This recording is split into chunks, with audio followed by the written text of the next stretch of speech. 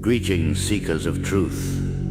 I am Zarathar, the Twilight Sentinel, and I am here to guide you through the labyrinth of deception that is the soulmate myth. This journey will take us deep into the rabbit hole, where we will uncover the shadows lurking behind the promises of the Arcturians and their Council of Five.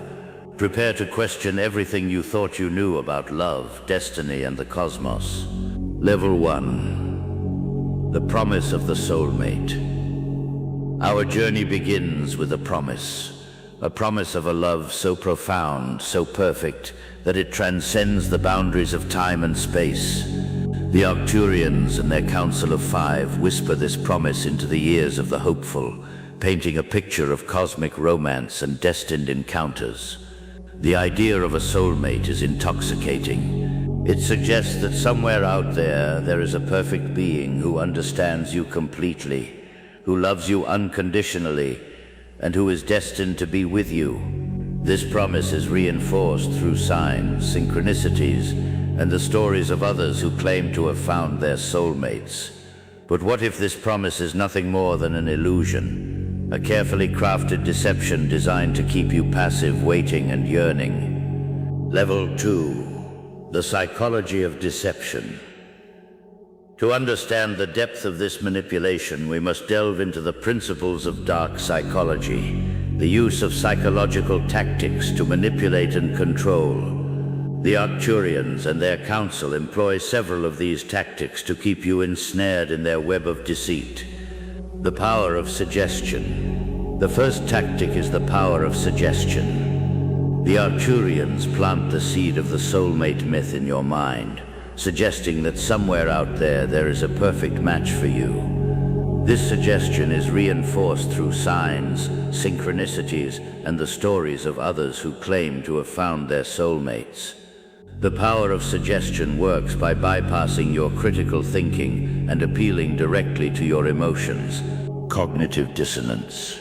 Another powerful tool in the Arcturians' arsenal is cognitive dissonance, the mental discomfort experienced when holding two or more conflicting beliefs, ideas, or values.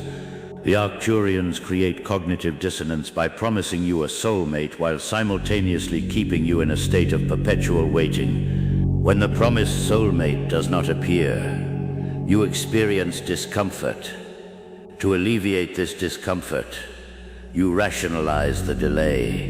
You tell yourself that the timing isn't right, that you are not ready, that the universe has a better plan. This rationalization keeps you trapped in the cycle of hope and disappointment, always waiting for a love that never comes. The illusion of control. The Arcturians also employ the illusion of control, a psychological phenomenon where people believe they have more control over events than they actually do.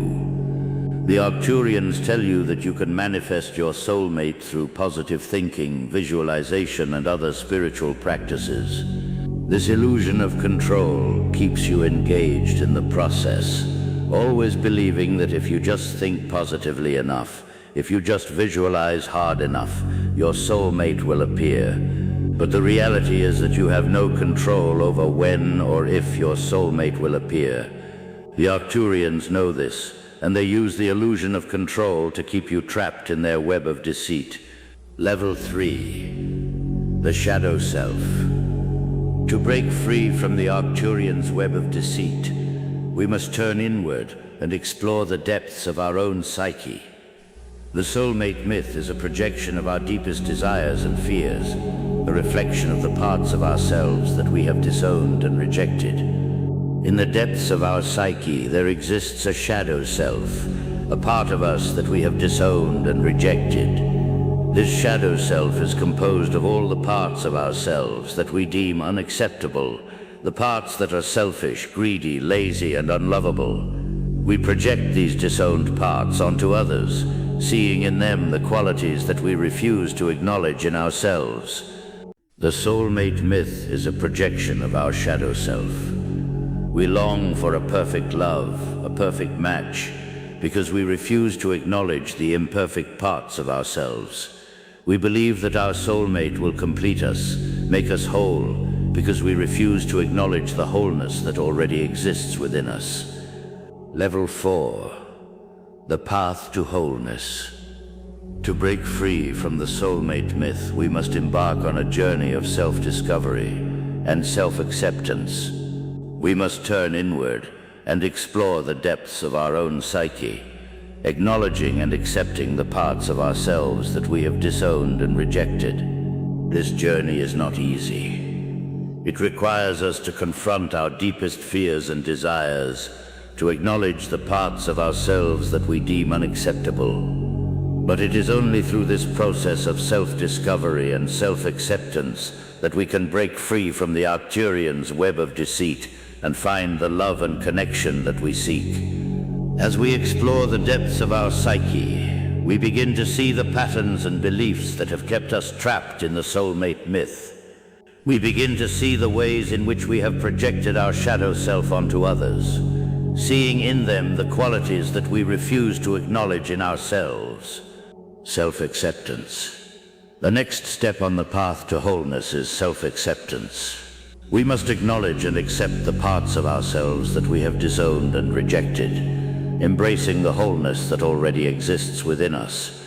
This process of self-acceptance requires us to let go of the belief that we are incomplete, that we need someone else to make us whole. As we embrace our wholeness, we begin to see the beauty and perfection that already exists within us.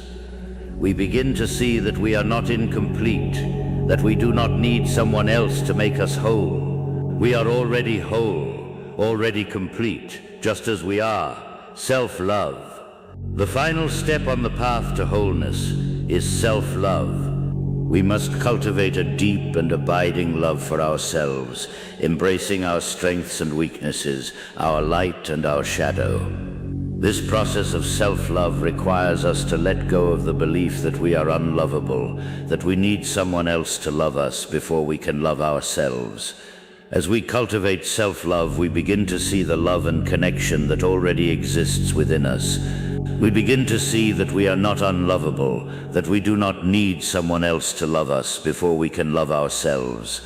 It is found within the depths of your own psyche, in the journey of self-discovery and self-acceptance.